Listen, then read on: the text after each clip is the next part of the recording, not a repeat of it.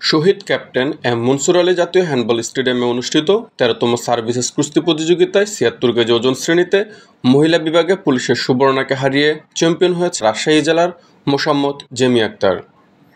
চলুন এবার জেনে নিই সংগ্রামী জেমি আক্তার সম্পর্কে। বাবা হারানোর পর এতটা পথ পাড়ি দেওয়া জেমির জন্য সহজ ছিল না। জেমির আর্থিক অবস্থা খুবই নাজুক।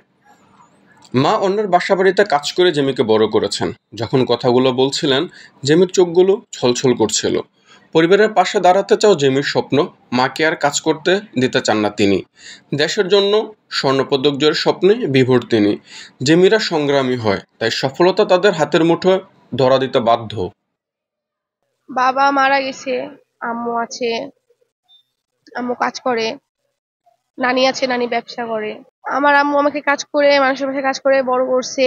ভবিষ্যতে কুস্তি খেলে আমি একটা নিজের পায়ে দাঁড়াতে চাই, ডিফেন্সে বা চাকরি করতে চাই।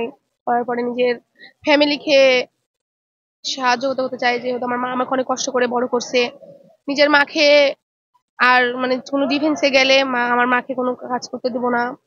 নিজের মাকে বাসায় রাখবো, নিজে চাকরি করব, দেশের জন্য কিছু করব। আনসারের সাথে খেলা পড়ছে, খেলাটা অনেক ভালো ছিল।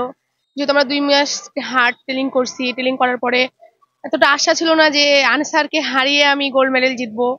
এবং আনসারকে হারিয়ে যখন আমি গোল্ড মেডেলটা জিতছি, তখন আমার অনেকটা ভালো লাগছে, অনেকটা খুশি হয়েছে। ম্যাডামকে জড়াই ধরে কান্না করছি, কোচে জড়াই ধরে কান্না করছি যে কোচ আমি জিতছি। আমি 2 মাস ট্রেনিং করছি, করার পরে যে আমি এত সুন্দর করে ফাইট দিব আমি কল্পনাও করতে পারিনি যে এত মানে ভালো করে খেলবো। বাসের অবস্থা মোটামুটি চলে, অনেক দূর আগাইতে পারছি।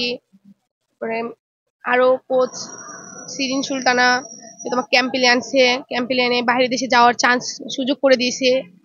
বা এ ক্যাম্পে, বাংলাদেশ ক্যাম্পে আমি প্রথম চান্স পাইছি, কিন্তু এর আগে ক্যাম্প করছি কিন্তু মহিলা কোচ কখনো পাইনি। এবার আমরা মহিলা কোচ পাই, আমরা অনেক গর্বিত যে আমাদের আমাদের মতন একটা মহিলা কোচ পাইছি। আমার লক্ষ্যটা হচ্ছে আমি হার্ড যেভাবে প্র্যাকটিস করাচ্ছে ম্যাডাম, প্র্যাকটিস করার পরে আমাদের একটা আশা নিয়ে আমরা বাইরে খেলে দেবো, যে আমাদের একটা রেজাল্ট হবে, বাংলাদেশ কিছু করবে বা দেশের মুখ উজ্জ্বল করবো আমরা।